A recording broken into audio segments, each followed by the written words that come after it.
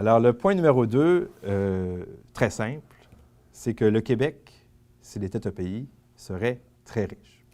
Alors, malgré des politiques fédérales qui nous ont désavantagés dans le passé puis qui continuent de nous désavantager, le Québec a réussi à se développer.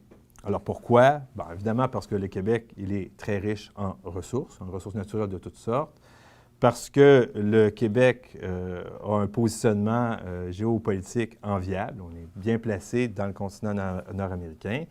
Puis troisièmement, puis de façon encore plus importante que tout ça, parce que le Québec dispose d'une population dynamique, d'une population qui est scolarisée.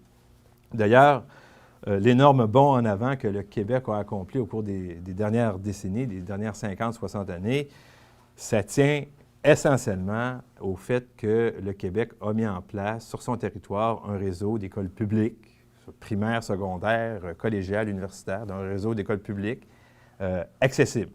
Et ça a permis donc une scolarisation accélérée des Québécois et ça a permis de nous enrichir. Alors, quand je dis qu'on est riche, qu'est-ce que je veux dire par là? Alors, il y a des classements. Je vais vous parler de 2 classements qui, donc, ordonnent les pays selon différents indicateurs. Premier classement, un classement de l'Institut de la statistique du Québec, un classement de 2014. Et l'Institut a classé les pays selon ce qui est l'étalon pour mesurer la richesse, c'est-à-dire le PIB, la valeur des biens et des services qui sont produits dans une année. Et quand on utilise ce classement, le Québec, en 2014, se situait au 27e rang sur 240 pays. 27e rang sur 240, ça, c'est le top 12 %. Ou dit autrement, 88 % des pays sur la planète Terre sont moins riches que le Québec s'il était un pays. Alors, ce n'est pas rien. Et le Québec est en compagnie dans le classement, autour du 27e rang. Il est en compagnie de pays parmi les plus avancés, les plus admirables au plan économique, au plan social. Donc, le Québec, selon les standards les plus habituels, serait un pays très riche. Autre classement du Crédit Suisse, celui-là, de 2014, je vous réfère à la fiche numéro 6. Le Crédit Suisse a fait un classement dans lequel il a utilisé comme critère l'indice de développement humain de l'Organisation des Nations unies. Un indice qui tient compte du revenu par habitant, du PIB par habitant, mais aussi de l'espérance de vie puis de la scolarisation. Et chose intéressante dans le classement, le Crédit Suisse a aussi inclus des pays, des juridictions, des nations qui ne sont pas encore des pays, comme le Québec, comme la Catalogne, comme l'Écosse. Et dans ce classement-là, utilisant l'indice de développement humain, le Québec se situe au 13e rang. Alors, même si j'ai dit ça, il y a des gens qui vont me dire « Oui, mais Nicolas, le Québec, il est trop petit. Il est trop petit. » À ça, je réponds que, au contraire, avec la nouvelle donne internationale, ce sont les petits pays qui sont favorisés, et c'est moi qui le pense, mais aussi il y a deux économistes importants qui pensent la même chose.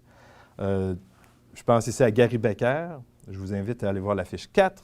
Alors, Gary Becker, en 2012, qui disait à peu près la chose suivante: les frontières politiques et les frontières économiques ne coïncident plus.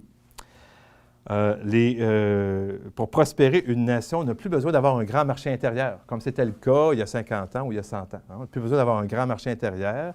Une nation de taille relativement petite, comme le Québec, peut prospérer grâce à des ententes de libre-échange qui lui permettent d'accéder aux vastes marchés internationaux.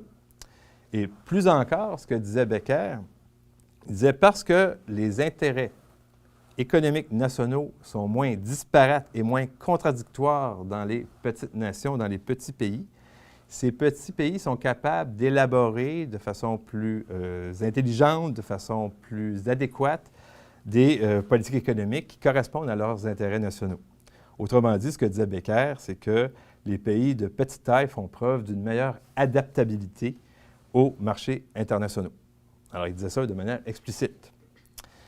Autre économiste qui s'est penché là-dessus, Alberto Alesina, un économiste de Harvard, de l'Université Harvard, qui en 2003, lui disait de façon très explicite et très simple, avec le libre-échange nord-américain, il serait facile pour un pays relativement petit comme le Québec de prospérer. Alors, vous voyez, le fait d'être un petit pays, ça n'est pas un obstacle. D'ailleurs, peut-être le dernier point là-dessus, et ça confirme qu'il est possible pour des petits pays de prospérer, c'est simplement le fait que depuis 1945, le nombre de pays à l'ONU, à l'Organisation des Nations Unies, est passé de 50 à 193. Puis simplement dans les 30 dernières années, là, depuis 1990, il y a 30 nouveaux pays qui ont vu le jour. Alors évidemment, plus de pays, ça veut dire quoi? Comme la Terre est un territoire fixe, ça veut dire s'il y a plus de pays, ça veut dire que les pays sont plus petits. Et comme le disait Becker, je reviens à Becker, les 8 pays qui ont émergé de la Tchécoslovaquie, 2 pays dans le cas de la Tchécoslovaquie, puis de la Yougoslavie, 6 pays, tous ces pays se portent au moins aussi bien depuis qu'ils sont indépendants que lorsqu'ils étaient regroupés. Et puis, pour finir, il n'y a pas eu de problème majeur avec l'émergence de nouveaux pays de plus petite taille et il n'y a aucune nation ayant acquis son indépendance qui a demandé à retrouver son statut antérieur de nation dépendante. Ça n'existe pas.